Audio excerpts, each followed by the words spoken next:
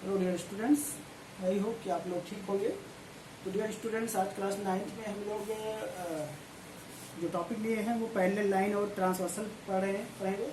Line and angle chapter चल रहा है। मैंने पहला लेक्चर बनाया था और इसी एक्सरसाइज लाइव क्लास लेकर के किया है। तो मैं एक बात बताना चाहता हूँ कि अगर कोई क्लास 9th की मैथ पढ़ना चाहता है और लाइव क्लास लेना चाहता है तो वो कॉन्टेक्ट कर सकता है। उस पर आपको एक्सरसाइज के सारे क्वेश्चन कराए जाएंगे।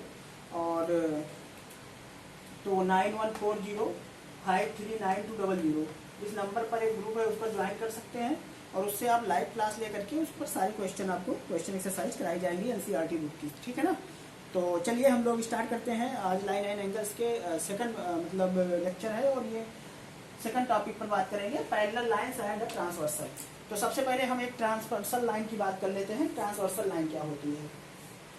तो A line which intersect two or more lines। जैसे देखो, मान लो कोई लाइन खींची गई है, ये है और ये है, ठीक।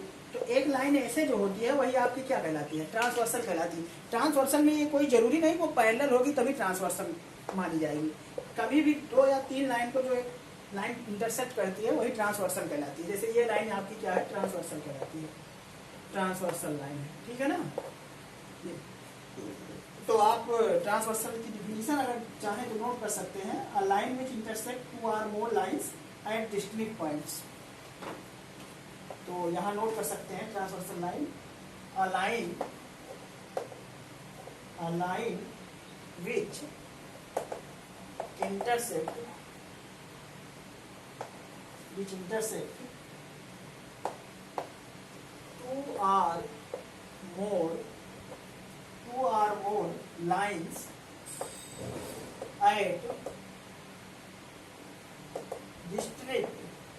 आर मोर lines at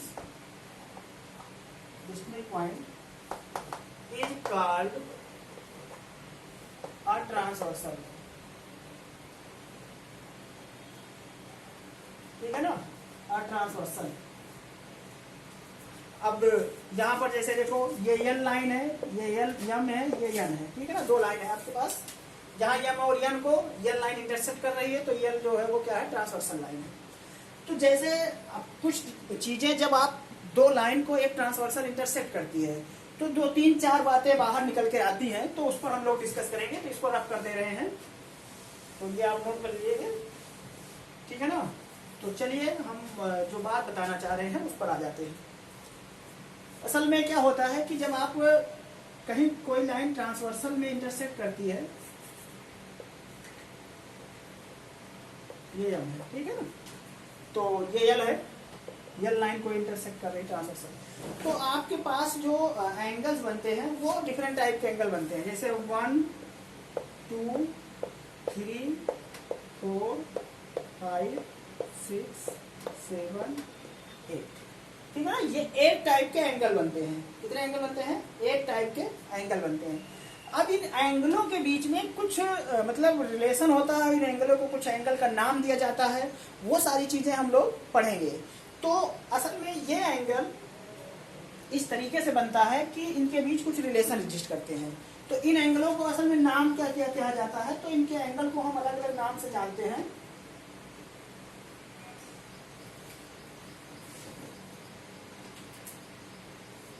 तो यहां पर क्या है कि 2-3 चीजें, जैसे नोट कर लीजिएगा कि एंगल 1 2 8 7 एंगल, ये एंगल क्या कहलाते हैं? एक्सटीरियर एंगल कहलाते हैं। ये क्या कहलाएंगे? एक्सटीरियर एंगल कहलाएंगे। और एंगल 3 4 5 6 ये एंगल आपके क्या कहलाएंगे? Interior angle. ठीक है ना। ये दोनों, तो ये 2 बात आप नोट करिएगा कि ये दोनों बातें आपको पता होना चाहिए, इंटीरियर एंगल और एक्सटीरियर एंगल। ठीक। तीसरी बात जो है, अब इनके पास करस्पॉन्डिंग एंगल्स होते हैं। तीसरी बात में क्या है? Correspondence angle.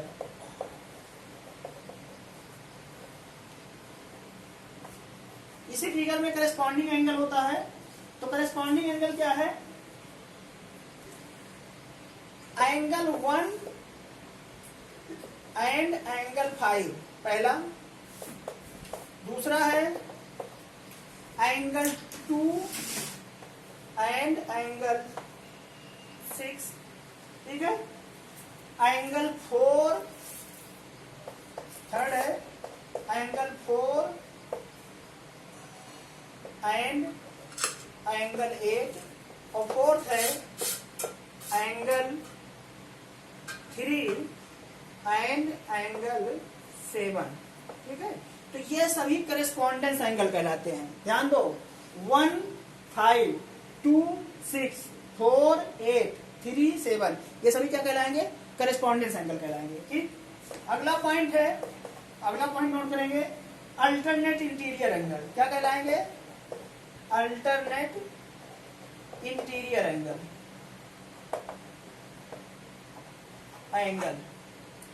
Alternate interior angle किसे कहेंगे? 4, 6, 4 एंड 6 पहला, और दूसरा है 3 एंड 5, ठीक है। ये अल्टरनेट इंटीरियर एंगल कहलाएंगे। Alternate exterior angle, alternate exterior angle अगला पॉइंट है, अल्टरनेट एक्सटीरियर एंगल, पहला है इसमें अल्टरनेट एक्सटीरियर एंगल में 1, 7, देखो ये डायरेक्ट बाहर टू बाहर, 1 एंड 7 पहला है, और दूसरा है एंगल 2 एंड एंगल 8, ये अल्टरनेट एक्सटीरियर एंगल कहलाते हैं, ठीक है। इसके बाद में एक और है, ऊपर पॉइंट लिख दे रहे हैं इसको रख करके, एक पॉइंट और है कि interior angle on the same side of transversal, interior angle on the same side on the same side of the transversal, ठीक है। तो ये क्या होगा? पहला है एंगल 4 एंड एंगल 5, और दूसरा है एंगल 3 एंड एंगल 6। तो ये तो बात हुई कि इन सबके टाइप के इसमें जो एंगल बना उसको किस नाम से जानते हैं, ठीक है। इतना बात आपको याद होना चाहिए कि जब कभी भी टू लाइन को एक ट्रांसवर्सल लाइन कट कर सकती है तो उनके बीच जो 8 एंगल बने हुए हैं ट्रायंगल, उनके बीच में ये सारी चीजें निकल के बात आती है, ठीक। तो ये इतना आप नोट कर लेंगे। इसके बाद अब हम क्या बात करेंगे, ये सभी चीजें जितनी आपने पढ़ा है इसको पैरेलल लाइन पर पढ़ेंगे, और पैरेलल लाइन पे इसमें कुछ रिलेशन एग्जिस्ट करते हैं, उसके बारे में देखेंगे, ठीक है। तो चलिए देखते हैं, इसको आप वीडियो को रोक करके देख लीजिएगा और नोट कर लीजिएगा। तो इसकी प्रॉपर्टीज के बारे में अब हम लोग देखेंगे, वो भी पैरेलल लाइन पर। तो पैरेलल लाइन की डेफिनेशन मैंने आपको इम्प्लाइड ज्योमेट्री में शायद लिखवा दिया था। तो पैरेलल लाइन के बारे में आपको पता है, two line not intersect each other any points, it is called parallel line, ठीक है ना। तो चलिए अब हम लोगों को पैरेलल लाइन के बारे में बात करना है। पैरेलल लाइन के बीच में, तो जब ये टू लाइन को पैरेलल लाइन और एक ट्रांसवर्सल लाइन, जो हमारी क्वेश्चन है पैरेलल लाइन और एक ट्रांसवर्सल लाइन के बीच की जो कंडीशन है उसके बारे में देखेंगे। तो पहले एक पैरेलल लाइन को खींच लीजिए आप, ये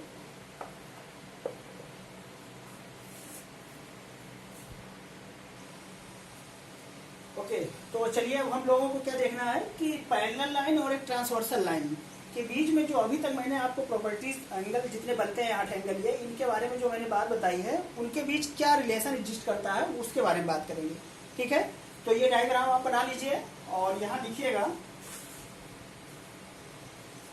इफ अ ट्रांसवर्सल, लिखिएगा if a transversal, if a transversal intersects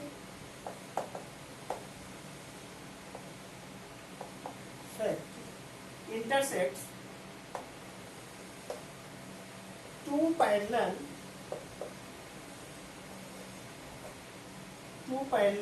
lines, then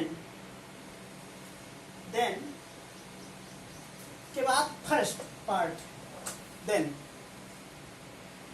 के बाद पहला नोट लिखिएगा, then each pair of corresponding angles is equal, each pair of corresponding angle are equal, ठीक है ना।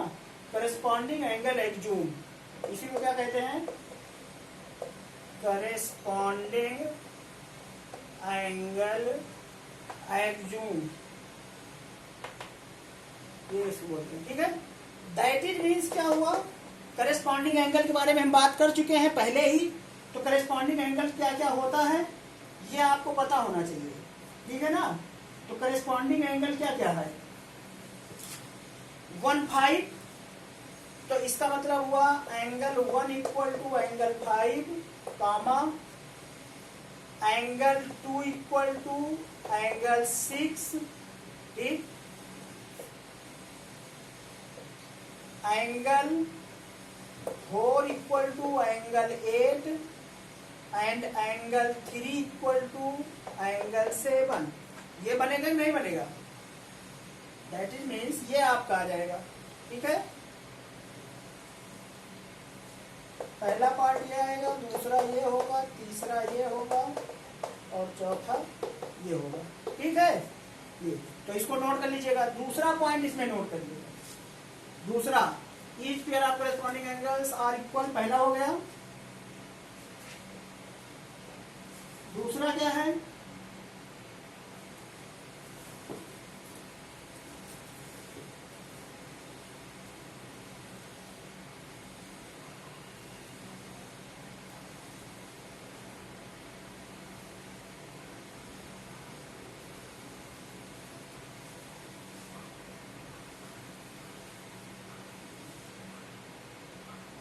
दूसरा है each pair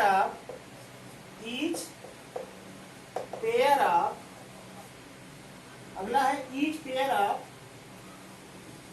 alternate angle,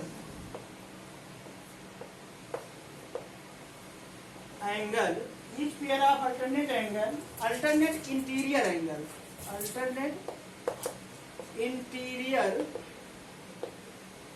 angle, each pair of alternate interior angle is equal,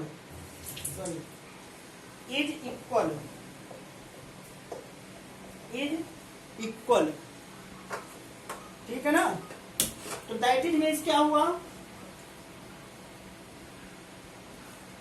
कि इंटीरियर एंगल इक्वल अल्टरनेट, तो that is means angle 4 equal to angle 6 and angle 3 equal to angle 5, ये हो जाएगा, ठीक है ना। ये प्रॉपर्टी, ये दूसरी प्रॉपर्टी नोट कर लीजिए, ऊपर रफ करना पड़ेगा तीसरी के लिए।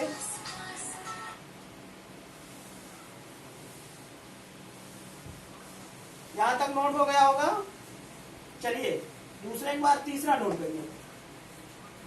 तीसरी प्रॉपर्टी क्या कहती है, देखिए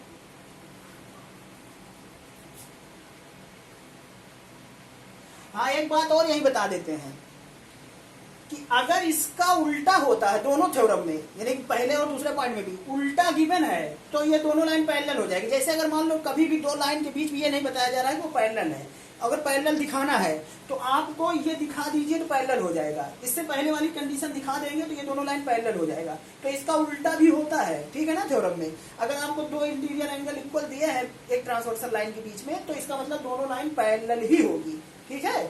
तो ये दोनों कन्वर्स पार्ट भी एग्जिस्ट करता है। तो तीसरा पॉइंट लिखिए,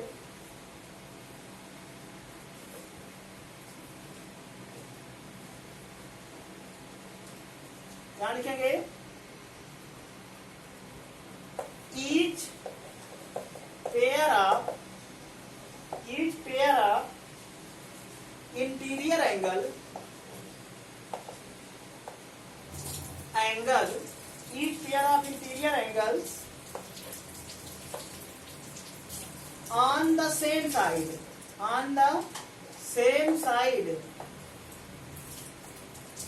ऑफ द ट्रांसवर्सल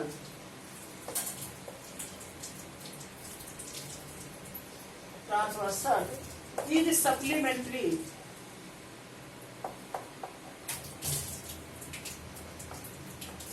एंगल के बारे में बात कर चुके हैं। इज सप्लीमेंट्री का मतलब क्या हुआ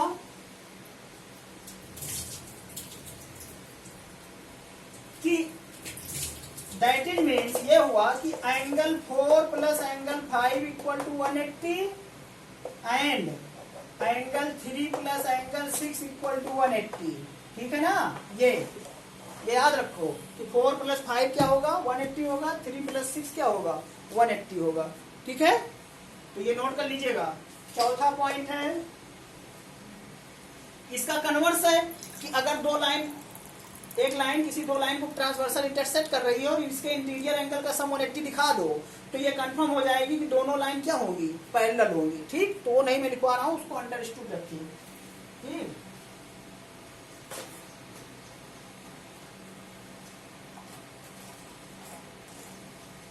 तो यहां तक आप नोट कर लीजिए। ये कंडीशन आई होप कि आपको समझ में आ गई होगी। तो इतना पॉइंट आप नोट रखिए। ठीक, और इस पर बेस्ड जो क्वेश्चन है उसको हम कराएंगे आपको, तो इतना नोट कर लीजिए।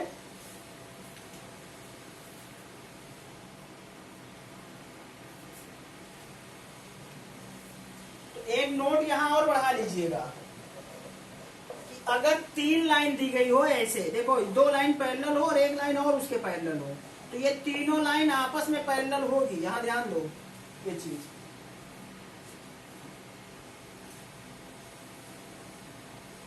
और एक ट्रांसवर्सल इसमें अगर इंटरसेक्ट कर दो, ये यल, ठीक,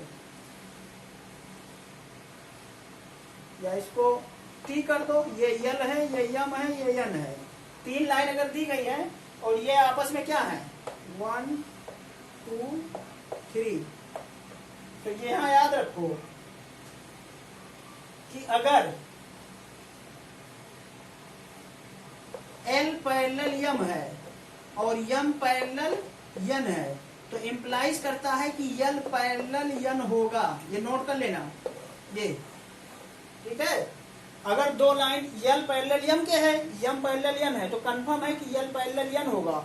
और उस केस में दैट इज मीन्स, यहां नोट करिएगा, दैट इज मीन्स कि अगर एंगल 1 इक्वल टू, ध्यान दो, अगर एंगल 1 इक्वल टू 2 है, एंगल 2 इक्वल टू 3 है, तो ये कंफर्म है कि एंगल 1 इक्वल टू एंगल 3 होगा। ठीक है, तो ये याद रखो। ये दोनों पॉइंट नोट कर लीजिएगा, नोट करके ऐसे बना करके यहां नोट कर लीजिएगा। ठीक, इसको ऐसे नोट कर लो, ये डायग्राम बना लो। ये टी है, ट्रांसवर्सल लाइन है, ये तो पता ही है, ये दोनों पैरेलल लाइन है ये। ठीक, यहाँ इफ ऐसे लिखना, if L parallel M, M parallel N, then this. और यहाँ भी ऐसे, if angle 1 equal to 2, 2 equal to 3, then. ठीक है, तो ये इतना कर लिए होंगे आप। तो चलिए देखें, एक आध क्वेश्चन भी बता देते हैं आपको। चलिए हम लोग एक क्वेश्चन देख लेते हैं। 6.2 का पहला क्वेश्चन है, इस एनसीईआरटी बुक के 6.2 का पहला क्वेश्चन है।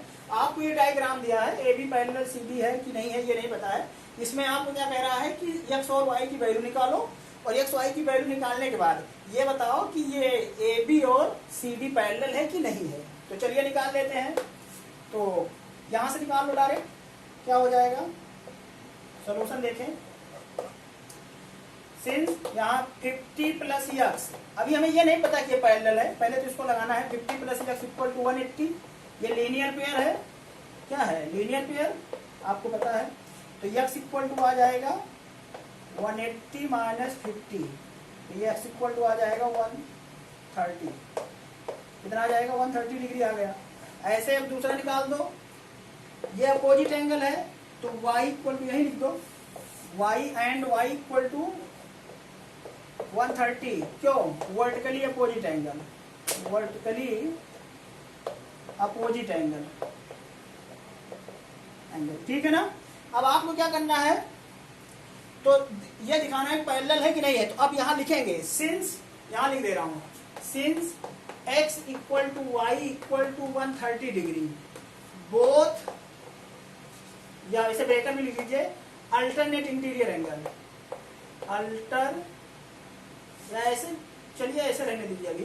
सो या therefore A B parallel C D. अब ऐसा क्यों आप कह रहे हैं, आपके पास ये कंडीशन दी गई थी तो इससे आपने ये कह दिया कि A B parallel C D. और अभी मैंने पढ़ाया था आपको कि ये दोनों अल्टरनेट इंटीरियर एंगल हैं, ठीक है ना। क्यों? क्योंकि यहाँ ब्रैकेट में लिख दो since X and Y are alternate interior angle, ठीक है ना। तो जब ये दोनों अल्टरनेट इंटीरियर एंगल है तो सेम है, तो इसका मतलब वो दोनों पैरेलल हो गए। मैंने ये बताया था सारी प्रॉपर्टी उल्टा भी चलती है, ठीक। अगर अल्टरनेट इंटीरियर एंगल इक्वल है तो दोनों लाइन क्या होगी, पैरेलल होगी। अगर दोनों लाइन पैरेलल है तो अल्टरनेट इंटीरियर एंगल इक्वल होगा, ठीक। यहाँ मैं डायरेक्ट क्यों नहीं लगाया एक्स के इक्वल, क्योंकि हमें ये नहीं पता था कि ये दोनों पैरेलल है। हमें सिर्फ प्रॉपर्टी पिछले चैप्टर की प्रॉपर्टी यूज करके मैंने एक्स और वाई की वैल्यू निकाला, उसके बाद में दोनों सेम है इसलिए इसको हम कह दिए कि ये पैरेलल है, ठीक। तो ये इस तरीके से आप एक्सरसाइज को कंप्लीट करेंगे। तो एक्सरसाइज में जो क्वेश्चन है इसको आप करिएगा, ठीक है। और जो नहीं आएगा उसको हम लोग ग्रुप पर डिस्कस करेंगे। तो चलिए हम लोग मिलते हैं नेक्स्ट लेक्चर में, तब तक के लिए थैंक यू।